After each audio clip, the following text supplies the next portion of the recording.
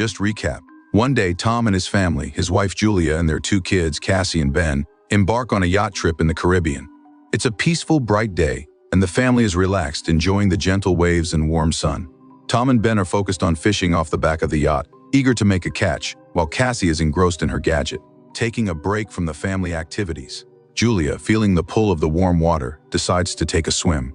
She slips into the clear blue sea, letting herself float along the surface, fully enjoying the calm surrounding her.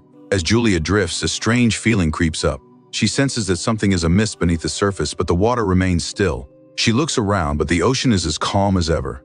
She shakes off the feeling, telling herself it's just her imagination. Meanwhile, on the yacht, the instruments start behaving oddly. They flicker, displaying unusual readings, but Tom, focused on his fishing with Ben, doesn't notice the sudden changes.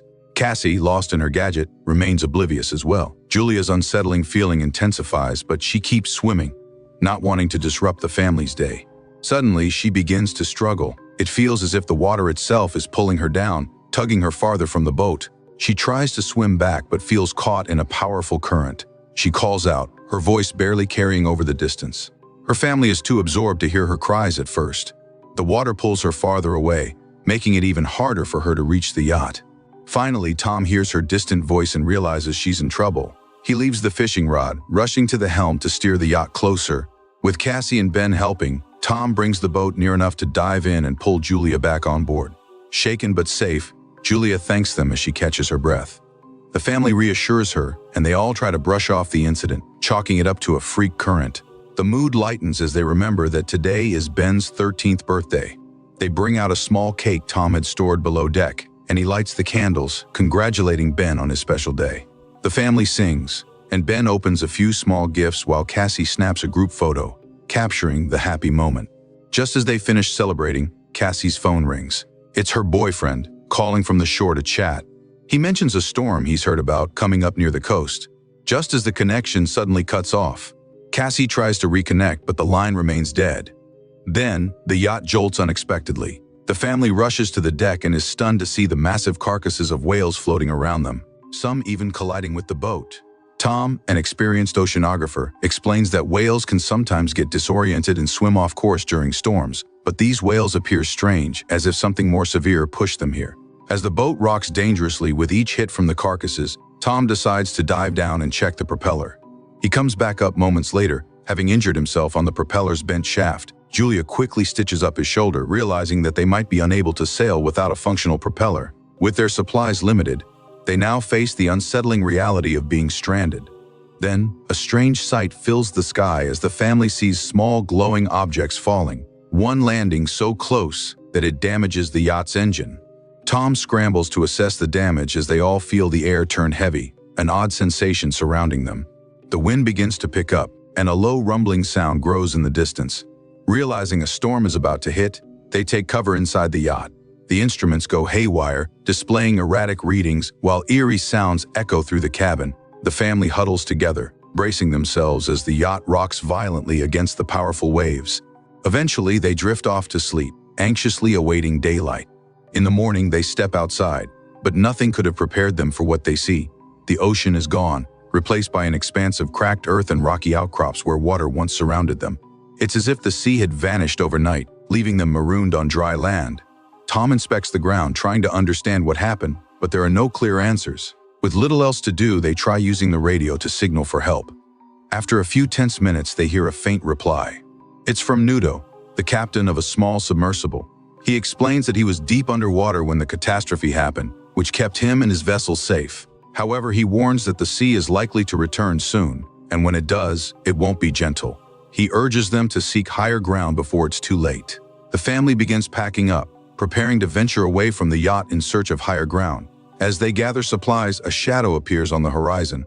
A lone figure approaches the yacht, and Tom walks out to meet him, hoping it might be someone who can help. But as the man comes closer, Tom realizes something is wrong.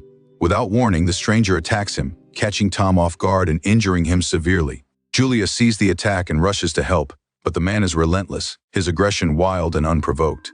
The children help her barricade themselves in the cabin, and Julia hides Cassie and Ben in a storage locker, giving Cassie the flare gun in case the intruder breaks through. The man manages to force his way inside, and Julia distracts him by diving overboard. She hides beneath the yacht, but the man's dog finds her, forcing her to defend herself.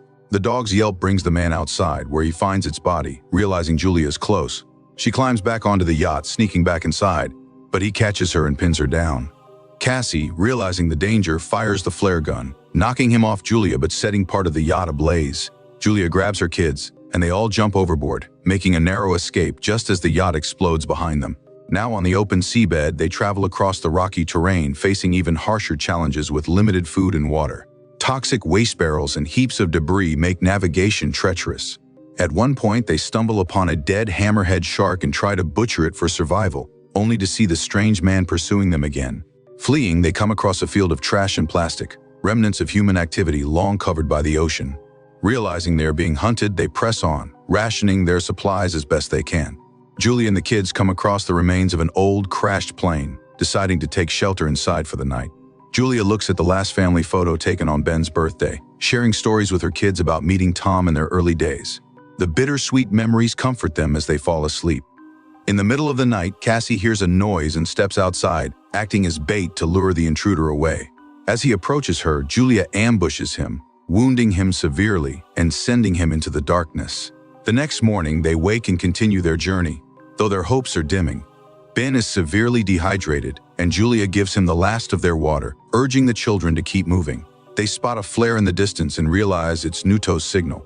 Driven by this glimmer of hope, they make their way toward it, trudging through rough terrain until they see a yellow submarine in the distance. They climb toward it, but just as they get close, the ground shifts, causing a rock slide that separates Julia from her children. She urges Cassie to protect her brother, encouraging them to reach the submarine without her. Cassie and Ben manage to reach the sub, where Nuto, badly injured, helps them aboard. Cassie goes back for Julia, who is struggling against the crabs that have begun emerging, drawn to the new shoreline. Using the last of her strength, Julia fends off the crabs and makes it back to the submarine just as a massive wave begins rolling in from the horizon. The family barely has time to climb aboard before the sea returns, lifting the submarine and carrying it across the rocks. In a final turbulent surge, the wave tosses the submarine and its passengers to an unknown shore, where it comes to a stop. When Julia awakens, she finds the hatch above her cracked open to sunlight and realizes they are in a ruined, deserted city, brought here by the mighty wave. The family emerges, looking out over the landscape, thankful to have survived but unsure of what lies ahead. The tale is a gripping survival story, filled with tension and environmental warnings throughout.